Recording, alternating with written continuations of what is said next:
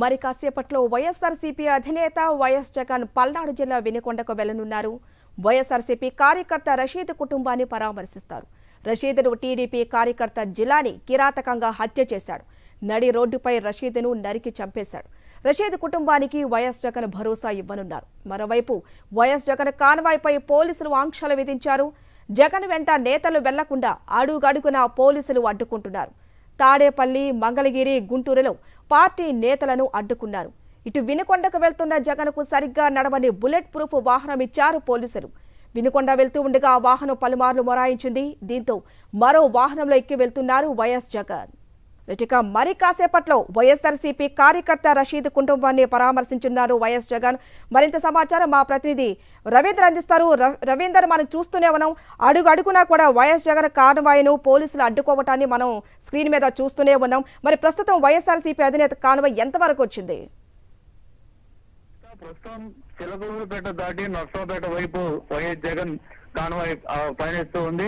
అడుగడుగునా కూడా పెద్ద సంఖ్యలో వైఎస్ఆర్ కాంగ్రెస్ పార్టీ సంబంధించినటువంటి కార్యకర్తలు, నాయకులు రోడ్డు మీదకు వస్తున్న నేపథ్యంలో వారందరినీ ఆగి కలిసి అక్కడ అభివాదం చేస్తూ ముందుకు వెళ్తూ ఉన్నారు వైఎస్ జగన్. ఈ నేపథ్యంలో కొంత ఆలస్యంగా కాన్వాయ్ కదులుతుందని చెప్పుకోవచ్చు. ఈ రోజు ఉదయం 10:10 వైఎస్ జగన్ తాడేపల్లిలోని తన నివాసం నుంచి బయలుదేరిన తర్వాత అడుగడుగున పోలీసుల ఆంక్షలు, ప్రభుత్వం పెడుతున్నటువంటి అడ్డంకులను దాటుకుంటూ ముందుకు రావడం జరిగింది. ఎందుకంటే జగన్ తో పాటు ఆయన కాన్వాయ్ లో ఉండేటువంటి 3-4 వెహికల్స్ తప్ప మరి ఏవి కూడా ఉండడానికి వీల్లేదంటూ ప్రభుత్వం ఆంక్షలు పెట్టిన నేపథ్యంలో ఆయనతో పాటు వస్తున్నటువంటి పార్టీ సంబంధించినటువంటి సీనియర్ నాయకుల వాహనాలతో పాటు కార్యకర్తల వాహనాలు కూడా పోలీసులు పూర్తిగా ఆపేశారు. ఈ నేపథ్యంలో మాజీ మంత్రి విడుదల రజనీతో పాటు ఎమ్మెల్సీ మురుగుడు హనుమంతరావుతో సహా అనేక మంది సీనియర్ నాయకులు వారిని కూడా పోలీసులు ఆపేసిన పరిస్థితి. ఈ నేపథ్యంలో వారు కూడా వాహనాలు దిగి మరొక వాహనాల్లోకి మారాల్సిన పరిస్థితి ఏర్పడింది. సో ఈ విధంగా ప్రతి చోట పోలీసులు అడ్డుకుంటున్న నేపథ్యంలో ఈ సీనియర్ నాయకులతో పాటు కార్యకర్తలు కూడా పెద్ద సంఖ్యలో జగన్ ని ఫాలో అవుతూ వినకుండా వచ్చేందుకు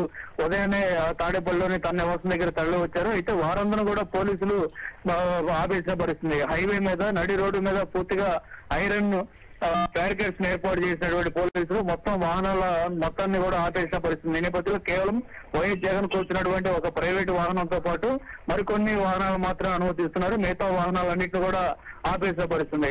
సో వీటిని అన్నింటిని కూడా, ఈ అడ్డంకులన్నింటిని కూడా తొలగించుకుంటూ, అంటే తాడేపల్లి నుంచి గుంటూరు వరకు 35 కిలోమీటర్ల దూరం ఉంటుంది. ఆ 35 కిలోమీటర్ల దూరంలో కూడా దాదాపు 4 చోట్ల ఈ విధంగా పోలీసులు మొత్తం వాహన శ్రేణిని ఆపేసిన పరిస్థితి కనిపిస్తుంది. అయితే వీటన్నిటిని అధిగమిస్తూ జగన్ ముందుకు వచ్చారు. ప్రస్తుతం చిలకలూరుపేట దాటి నర్సాపేట వెళ్తున్నటువంటి మార్గ మధ్యలో ఉన్నారు. బసికాపురం అనేటువంటి గ్రామానికి ప్రస్తుతం వైఎస్ జగన్ చేరుకున్నారు. బసికాపురంలో పెద్ద ఎత్తున పార్టీకి సంబంధించినటువంటి కార్యకర్తలు రోడ్డు మీదకి వచ్చారు. ఒకవైపు భారీగా వర్షం పడుతున్నప్పుడు కూడా ఇక్కడ పెద్ద ఎత్తున కార్యకర్తలు తరలి వచ్చారు.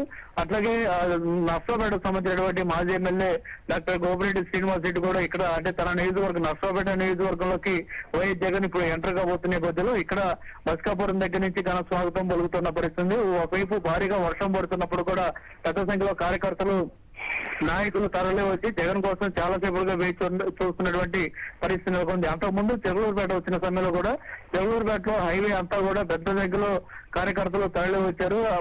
ప్రతి చోట కూడా జగన్ కోసం వేచి చూస్తున్నటువంటి కార్యకర్తలు కనిపించిన తర్వాత జగన్ కొద్దిసేపు కాన్వాయ్ ఆపి వారందరినీ పలకరిస్తున్నారు. వారి బాగోగులన్నీ తెలుసుకున్నారు. ప్రస్తుతం ప్రభుత్వంలో నెలకొన్నటువంటి సమస్యలు, అట్లాగే వీరు పడుతున్నటువంటి ఇబ్బందులు కూడా జగన్ కు ఇక్కడ ఉన్నటువంటి స్థానికులు చెప్తున్న నేపథ్యంలో వారందరి మాటలు కూడా జగన్ వింటూ వారిని ఓదార్స్తూ ముందుకు వెళ్తున్నారు. ప్రస్తుతం బస్కాపురం సమీపంలోకి జగన్ చేరుకున్నారు. ఇక్కడ నుంచి నర్సాపేట మీదుగా వెనుకొండ వెళ్లాల్సింది. దాదాపు 50 కిలోమీటర్ల దూరం ఎక్కడుంది. సో 50 కిలోమీటర్ల దూరం లో ఉన్నటువంటి వెనుకొండ, అక్కడ వెళ్లి వెనుకొండలోని టీచర్స్ కాలనీలో ఉన్నటువంటి రషీద్ కుటుంబాన్ని పరామర్శించడానికి మరొక గంట నుంచి గంటన్నర సమయం అయితే పట్టే అవకాశం కనిపిస్తుంది.